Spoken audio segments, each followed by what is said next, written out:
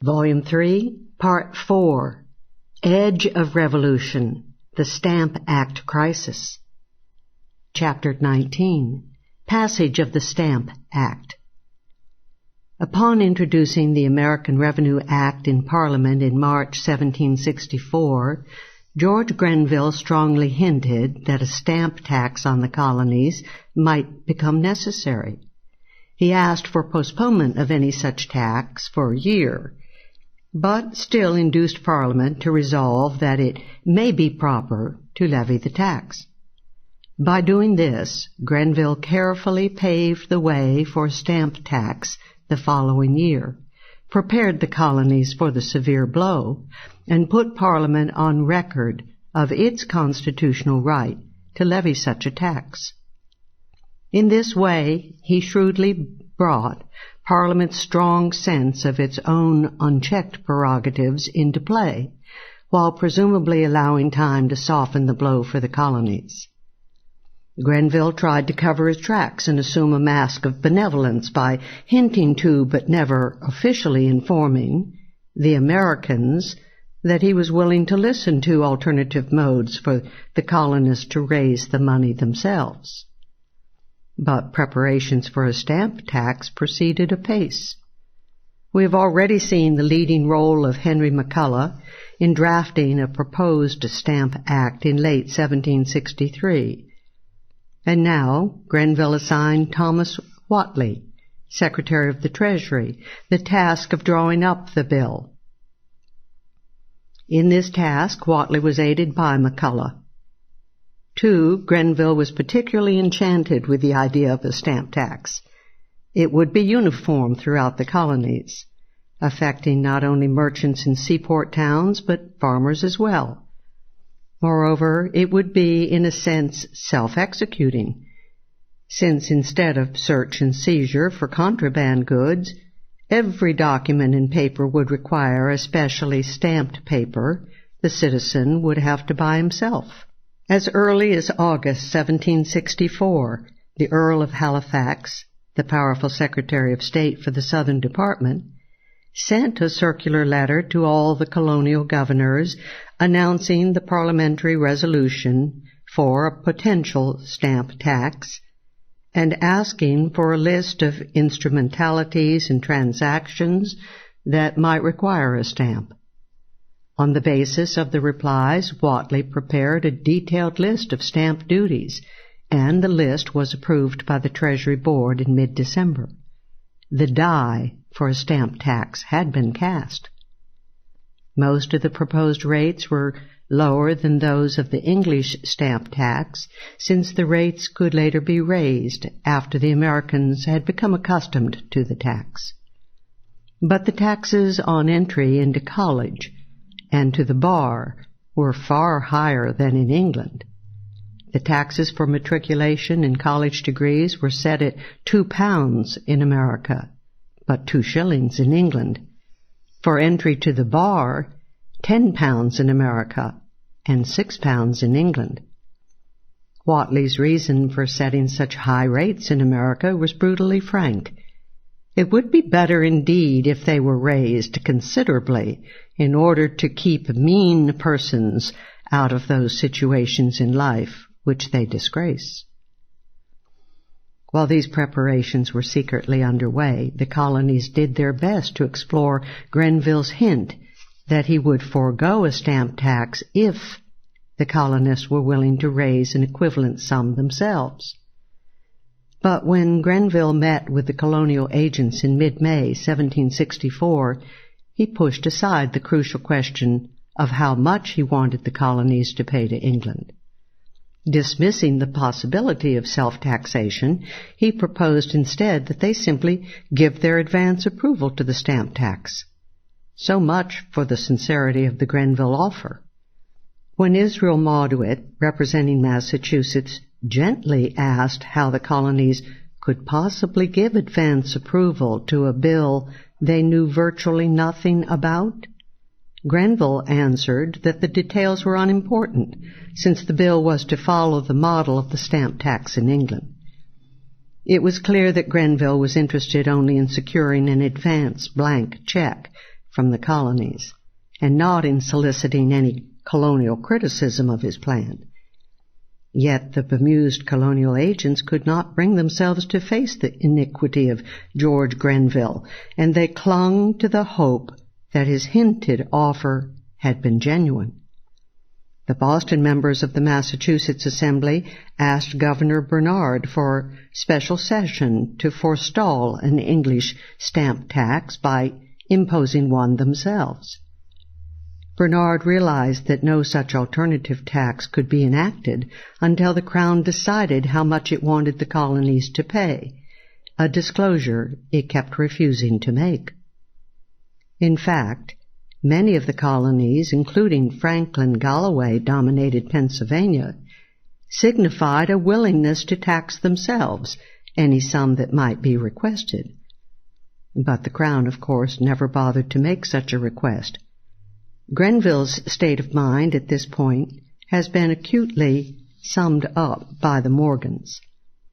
It is evident that Grenville was determined upon a stamp tax.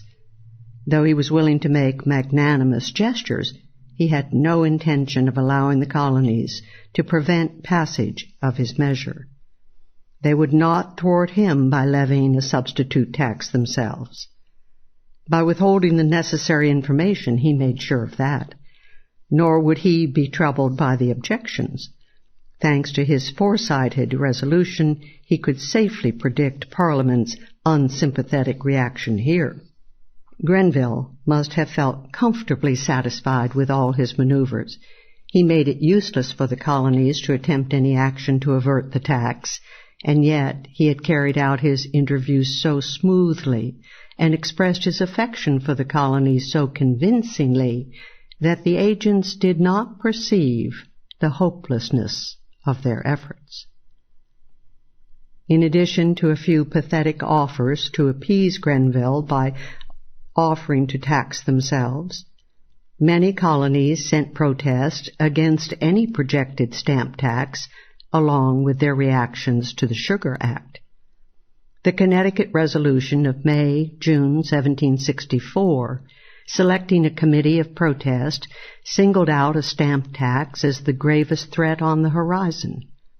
The South Carolina House's instruction of protest in August against the American Revenue Act singled out a stamp tax for special hostility. And the Rhode Island legislature's protest of November was confined to stamp duties and other internal taxes. Colonial protest, general and specific, against a stamp tax came not only from official bodies, but from private sources as well. Jared Ingersoll, an influential Tory lawyer from Connecticut and one of that province's agents to England, warned Whately in the summer of 1764 that the people were filled with the most dreadful apprehension over any stamp tax. Ingersoll warned of the great difficulty that would be met in collecting a tax that was, in the opinion of most of the people, contrary to the foundation principles of their natural and constitutional rights and liberties. Even some of the wealthiest citizens, he added, threatened to emigrate in the event of such a tax. The other colonial agents joined in the advance agitation, but the protest only succeeded in hardening the Crown's determination to put the annoying colonies in their supposedly appointed place. The agitation also made it easier to appeal to Parliament's sensitivity to its own power and right to impose such a tax. By early 1765, the year of grace was over. The colonists had presumably had time to absorb the shock, and the Crown was set to ram the hated stamp tax down the throats of the colonies. A last-minute attempt to head off the stamp bill occurred on February 2nd at a conference between 4 official and unofficial colonial agents and George Grenville. The 4 agents, Charles Garth, MP, agent for South Carolina, Richard Jackson, now agent of Connecticut, Pennsylvania, and Massachusetts, Benjamin Franklin, and Ingersoll, made a final try at appeasement by offering a self-imposed tax by the colonies.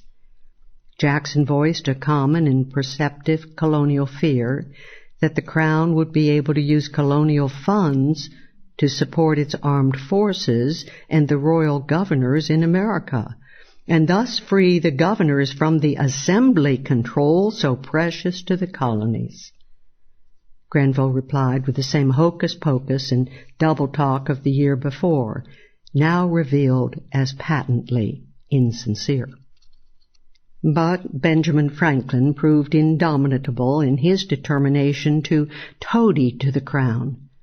Franklin had 3 alternative plans of his own devising to offer, each of which would have yielded to the principle of English taxation of the colonies, and each of which would also have aggrandized central imperial control at the expense of American home rule. One was a cute way to make a mockery of the principle of colonial self-taxation, to provide some colonial representation in Parliament. A second was to return to his imperialist and centralizing Albany plan of 1754, which would have imposed a royally appointed American council to levy taxation on the colonies. A third plan, which Franklin strongly urged, called on Parliament to establish a single loan office in America to issue a common colonial paper currency, part of which would go to Britain as a hidden and therefore less provocative form of taxation on the colonies. In that way, centralization and imperial control in America could make giant strides. Paper money inflation would recover nicely from the hard blow of Parliament's rather restrictive Currency Act of the previous year. And Franklin, if luck went his way, would have a healthy share in the lucrative contract for printing the new paper issues. Indeed, Franklin persuaded his old friend, former Governor Thomas Pownall of Massachusetts, to propose the plan and to present it jointly with him to Grenville. Pownall and Franklin also eagerly offered their services in the well-paying task of putting their grandiose scheme into operation. Thomas Pownall incorporated Franklin's proposal into the second edition of his influential book, The Administration of the Colonies, originally published in 1764. In view of Pownall's close collaboration with Franklin, it is instructive to note the views expressed in Pownall's work on imperial-colonial relations. Pownall's crucial objective was to reimpose imperial control by making the governors and other Crown officials independent of the elected assemblies for their salaries. Without such independence, the officials' actions would remain subservient to the people of the colonies. The means to accomplish this end would be the levying of a British tax on the colonies, which tax could then be used to pay the salaries of the Crown officials. In that way, the American colonists themselves would be forced to pay for the subversion of their own rights by the British rulers.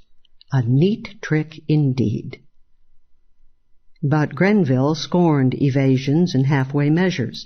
Sure of victory in Parliament and anxious to smash signs of self-reliance in the colonies, Grenville finally introduced a stamp bill into Parliament on February 6, 1765. Opposition to the bill in the Commons was mobilized by the hardcore Whigs.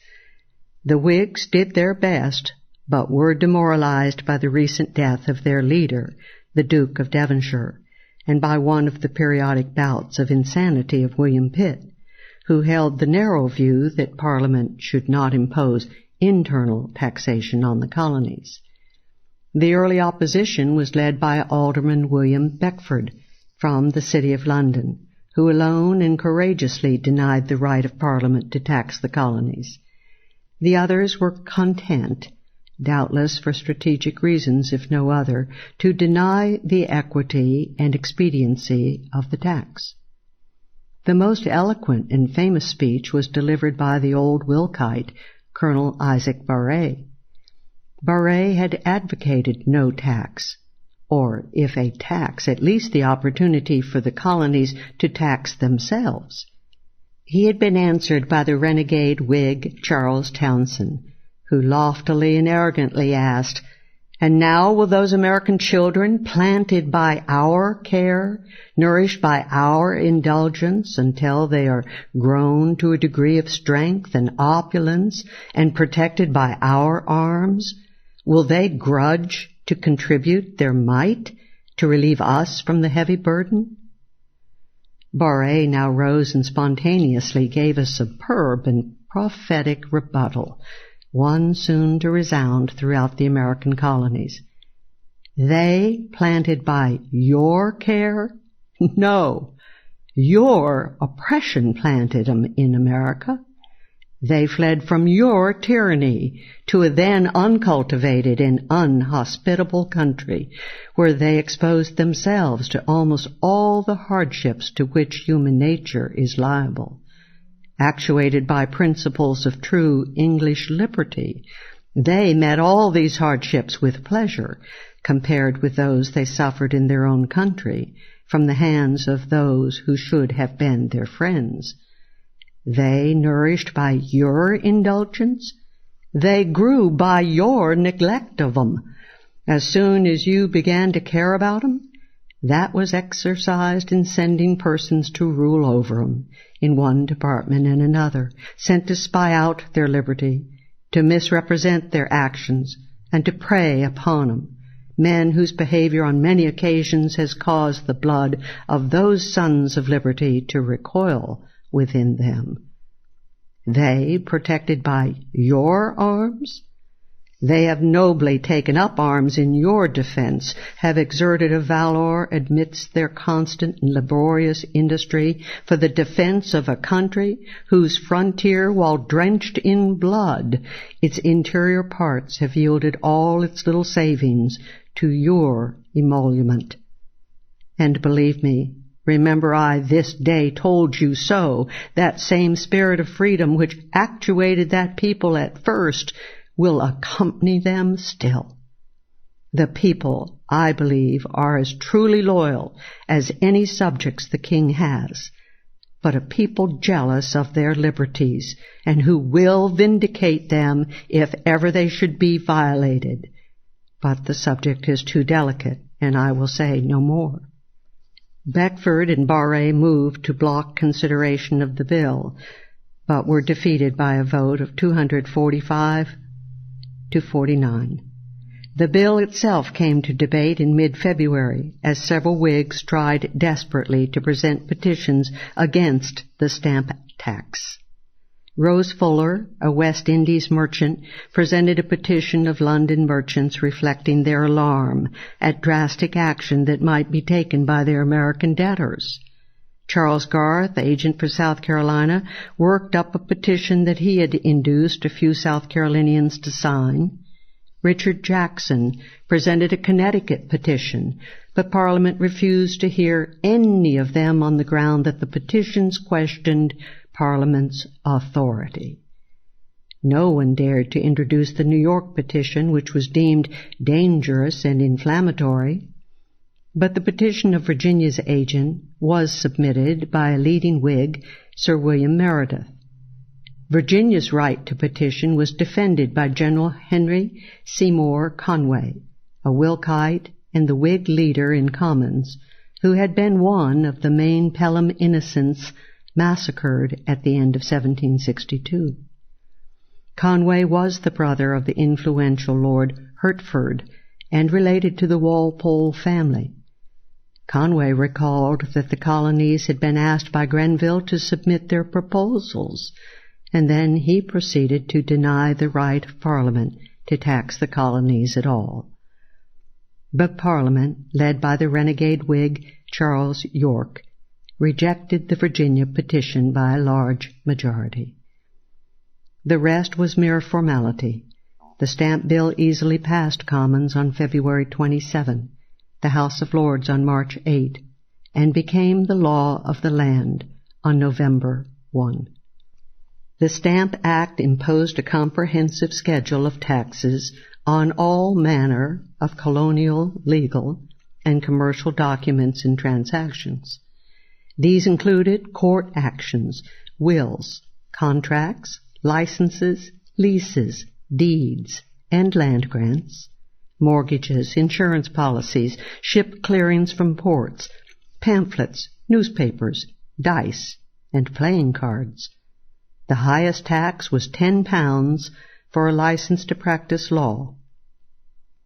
Also extremely high was the tax of 2 shillings apiece for all newspaper advertisements, often amounting to a huge 200% tax. In addition, a steep tax of 1/2 penny was levied on each copy of the newspaper itself. All payments had to be made in English sterling or its equivalent, valued at the very high rate of 5 shillings 6 per ounce of silver. Almost every transaction of the colonies requiring the use of paper now had to carry an official Treasury stamp. Or rather, all transactions must be conducted on officially stamped paper, which had to be purchased by the user from officially appointed distributors selected by the Crown's Board of Stamp Commissioners. The corollary effect of this was to give the board a monopoly of the sale of all paper in the colonies. The Stamp Act thus had a devastating impact on virtually the entire economic and social life of the colony. In short, on nearly everyone. No tax could have been better calculated to inflame nearly everyone in the colonies, regardless of location or social position. The particularly heavy taxes on the legal and the newspaper professions, as well as the taxes on tavern licenses, were certain to mobilize the intense opposition of the most articulate opinion-molding groups in the colonies. Even Benjamin Franklin was alarmed, being sure that the new taxes would destroy half the circulation and advertising of the American newspaper. There were other ominous provisions in the act. For one thing, no newspaper or pamphlet could be published without bearing the name of the printer or author, obviously in order to intimidate critics of government by forcing them to publicize their names. In another area, the Stamp Act imposed taxes on documents in ecclesiastical courts. The specter of an ecclesiastical court presided over by an Anglican bishop was thus conjured up to arouse the colonies. The penalties were severe. Unstamped evidence was inadmissible in any court. Violations could be tried in the colonial admiralty courts without trial by jury, and especially subject to prosecution were officials or lawyers not using stamps, and any sales of unstamped pamphlets or newspapers. In contrast, government officials sued for enforcing the Stamp Act could automatically collect triple damages from their victims. The Vice Admiralty courts, hitherto largely the concern of merchants, were now hated by all groups in America. Whereas the Navigation and Sugar Acts could conceivably, if tortuously, be interpreted as dealing with the sea, and therefore relating to Admiralty courts, the stamp tax obviously could not.